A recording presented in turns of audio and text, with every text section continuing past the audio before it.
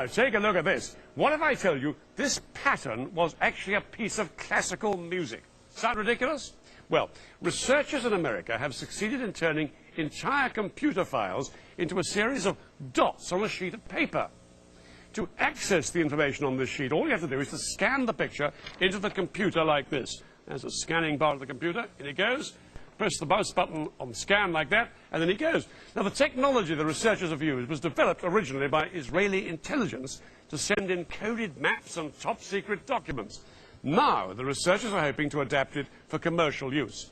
Right, the file's in the machine, the software now should decode it instantly, and I can call it up by pressing View like that.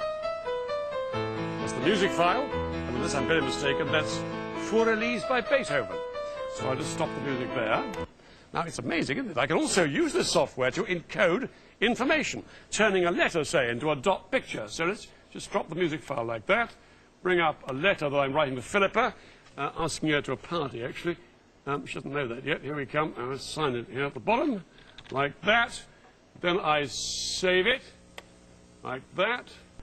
And I encode it by clicking on this button here, and send it like that, and it prints out.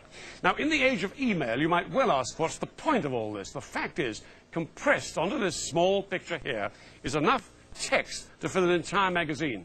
And Japan's leading newspaper has already started using the technology. On the first day they advertised it, they received 300,000 hits on their website to download the software. In the future, they hope to include an encoded page that it contains the English translation of that entire newspaper. In fact, if you think of it as a kind of paper CD, like the ones that adorn the front covers of magazines, then there appear to be a lot of uses for this cheap and durable technology.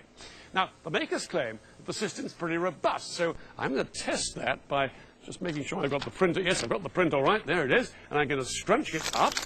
And I'm going to chuck it over to Philippa. Philippa, catch. Come on. Oh, what do you call that for a throw? And I'm going to tread on it to make this test even more efficient. Right, OK. I'll unravel it and we'll see if it really works. The designers claim this technology is durable enough to fax, and we all know how misprints can make faxes hard to read. So I'm just going to make things even more difficult after stamping on this by poking... Oh, that was a big hole. A hole in it with a pencil. That was another big hole. And now I'll try to scan it. You can't see we don't test things properly on this programme. OK, there we are. Press the scan button and it's making scanning noises, which is good. Supposedly, the information is duplicated several times throughout the dot image. So if it is damaged in one part or even two, the software